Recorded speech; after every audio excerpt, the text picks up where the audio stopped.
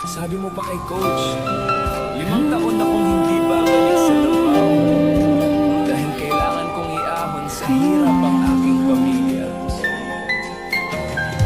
Sabi mo pa sa interview, Rene Batalbonia, ikaw ang aming MVP. Sa bawat laban, buong puso mong ibinigay lagi. Ikaw ang aming idolo, inspirasyon ng marami. Pangalan mo'y mananatili sa bawat alaala't ngiti. Kahit wala ka na sa aming